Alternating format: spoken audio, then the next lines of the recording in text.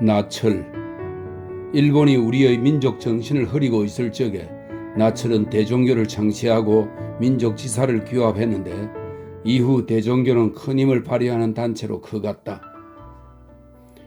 1909년 서울 제동에 있는 취운정이라는 조그만 정자에는 차가운 겨울바람을 무릅쓰고 주위를 두리번거리며 사람들이 모여들었다. 나인영, 오혁, 이기, 김윤식, 유건, 김인식 등 예정된 인원 수십 명이 모이자 나인영이 엄숙한 얼굴을 하고 일었었다. 그리고 당군의 역사와 내력을 설명해 나갔다. 이어 국조를 받들어 민족 정기를 세우고 민족 독립을 지키기 위한 나라의 정신으로 삼아야 한다고 그는 역설을 했다. 이리하여 단군교, 이 뒤에 대종교로 바뀝니다. 단군교가 창시되었다. 나라가 일본의 침략 세력에 짓밟히자 이들 지사들은 국조를 받들어 민족 자존을 지켜야 할 필요성을 절감했던 것이다. 그러면 당군은 누구인가? 말할 것도 없이 약 4300년 전 한민족의 군장으로 나라를 연 역사상의 인물이다. 이 당군에 대해서는 삼국유사는 물론 중국의 기록에도 나온다. 실학자 안정복은 동사강목에서 당군이 1000년 이상을 살았다는 삼국유사의 기록은 그 자손이 대대로 왕위를 이어 당군 조선이 유지된 연대를 합한 것을 뜻한다고 했다. 물론 당군 조선이 오늘날의 한반도 전체를 통치했다고 볼 수는 없고 또 흔히 나라마다 그러하듯 신화적인 요소가 가미되어 조선의 건국설화를 이루고 있었다. 이 당군이 다스리던 영토는 뒤에 고구려가 이어 다스렸고 신라가 삼국 통일을 이룩할 적에는 한조상 아래의 같은 민족이라고 당군 정신을 강조하여 통일의 밑거름으로 삼았다. 이런 당군 정신은 조선조에 들어와서도 끊임없이 이어져 왔다. 일본 제국주의가 이 땅에 와서 판을 칠 적에 민족 정신과 연관되는 하나의 공작을 꾸몄다. 그들의 역사가 우리보다 낮은 것을 호도하고 또 일본과 우리가 같은 형제의 뿌리임을 내세우기 위해서 당군과 일본의 천조 대신이 형제사이라고 떠버리고 신일파, 윤태경, 이재극 등을 내세워 사당을 짓게 하고 당군과 천조 대신을 받들게 한 것이다. 이렇게 일본이 당군을 이용하여 민족 정신을 흐리고 있을 적에 나인영은 당군교를 창시한 것이다. 그리고 당군을 선양하는 것으로 국민들에게 민족 정신을 불어넣으려 했다. 이때 나인영은 이름을 나철로 바꾸고 당군교의 교조가 되었다. 그러면 나철은 어떤 인물인가? 그는 전남 보성군 벌교에서 지주의 둘째 아들로 태어났다. 그는 학문을 익히며 부모의 기대에 따라 과거 공부에 열중했다. 1894년 동학농민전쟁으로 나라가 시끄러울 적에 대과에 장원했다. 조선시대의 벼슬살이의 길이 거의 막혔던 호남의 인사로 장원까지 하였으니 부모의 기대는 부풀 수밖에 없었다. 그는 역사 기록을 담당한 주서라는 벼슬을 얻었다. 나처럼 몇 년 동안 벼슬 자리에 있으면서 나라 꼴이 말이 아님을 뼈저리게 느꼈다. 그리하여 세무서장 따위의 벼슬이 주어졌지만 모두 팽개쳤다. 그러면서 그는 나라를 바로잡을 인재들을 찾았다. 이에 강진 출신의 오혁을 만났고 부산 출신의 이기 등을 동지로 맞이했다. 1904년 나라는 점점 기울어지고 일본의 침략 마수는 더욱 엄흉하게 뻗어왔다. 나철은 이에 동지들과 함께 일본으로 건너갔다. 그리고 일본 요로에 동양 평화를 위해 두 민족이 서로 공존하며 각기 주권을 존중하자고 역설하였다. 그러나 이등방문 등은 나철 일행을 만나주지도 않고 푸대접을 하였다. 나철은 일본의 이승에 호소해 보아야 아무 소득이 없음을 깨달았다. 궁극적으로 민족 독립을 지키기 위해서는 무력 항쟁의 길밖에 없다고 판단한 것이다.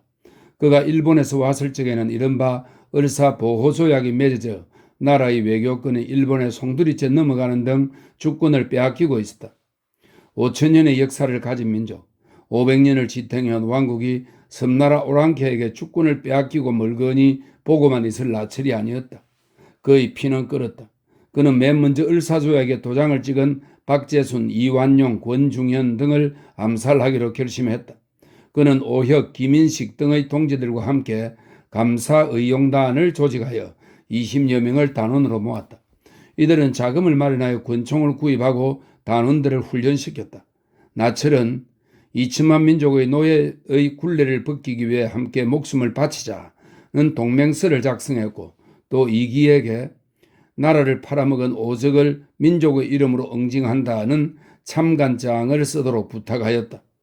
그들은 오적의 집에 각각 30명씩의 군총을 소지한 행동부대를 배치하여 아침 대문을 열 적에 일제히 쳐들어가 죽이기로 작전을 짰다.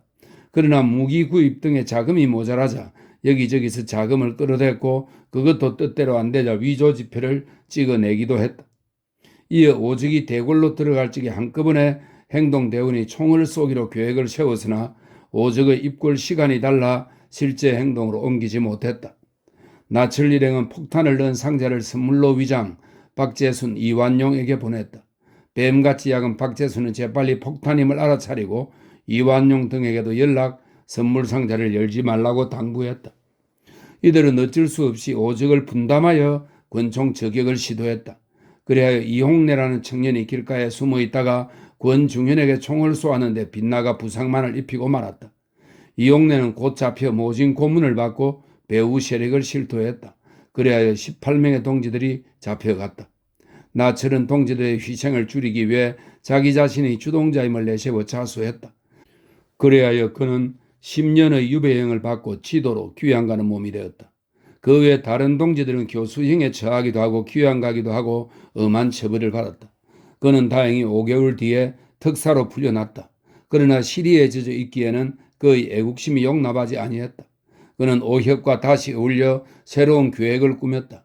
마지막으로 일본 지식인과 손을 잡고 일본의 이성에 또 한 번 호소해보기로 한 것이다. 나철은 그의 몫으로 주어진 상속 재산이 이때 그들이 낳지만 나머지 재산을 챙겨 일본으로 건너갔다. 그는 오혁과 함께 밤낮으로 뛰어다니며 일본 지식인들에게 조선의 침략을 막아달라고 호소하고 다녔다. 그러나 그들의 말은 쇠기의 경일기였다.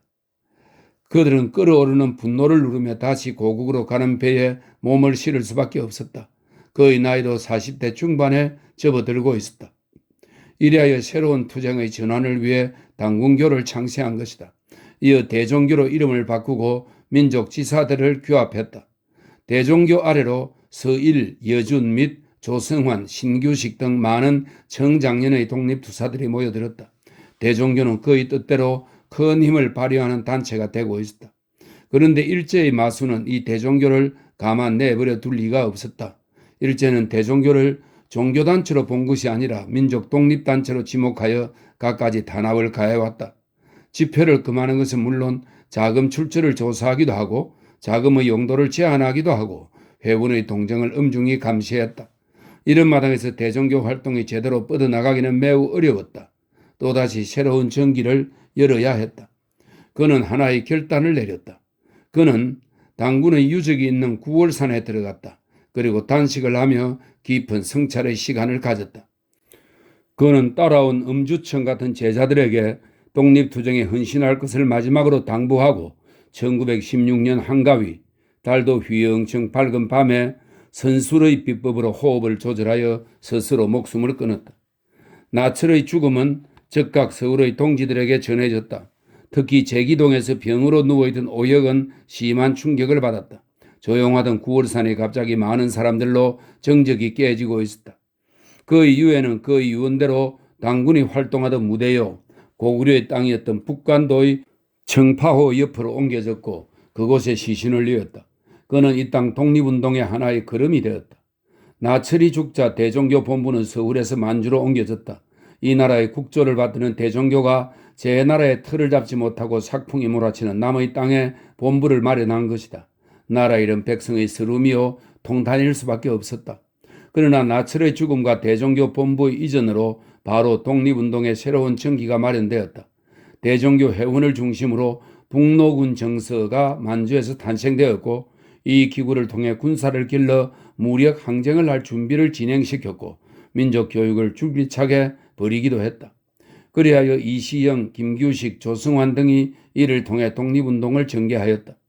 1918년 대종교의 지도자 서일, 여준 등이 중심이 되어 3.1운동 이전에 최초로 독립선언서를 발표하기도 하였고 1920년 대종교도 김좌진, 이범석 등이 청산리 전투라는 빛나는 독립전쟁을 벌여 큰 승리를 거두기도 했다. 또 한편 상해에서는 대종교 지도자인 신규식, 박은식, 신채호 등이 프랑스 조계를 중심으로 상해 임시정부의 토대를 마련했다. 임시정부 후기에 와서는 김구, 조소왕, 박찬익 등이 모두 대종교 교도들로 줄기차게 독립투쟁을 전개했던 것이다. 광복 후 이들 독립투사들이 중심이 되어 대종교 활동을 활발히 벌였으나 이승만과 정치 노선을 달리하였기 때문에 제 나라에서 또 한 번 탄압을 받아야 했다. 그리하여 오늘날에는 겨우 명맥만 유지하고 있을 뿐이다. 당군을 통해 민족 정신을 함양하자는 대종교, 그리고 민족 독립을 쟁취하기 위해 줄기찬 활동을 벌였던 나철, 이런 정신을 이어 항일투쟁을 벌였던 많은 독립투사들이 당군을 모시는 일이 우상숭배라고 반대를 벌이는 오늘날의 일부 움직임을 들었다면 뭐라고 할까?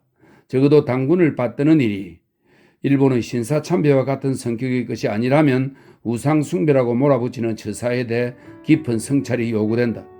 어쨌거나 나철은 이 땅 정신사에 큰 빛을 던지고 있다 하겠다.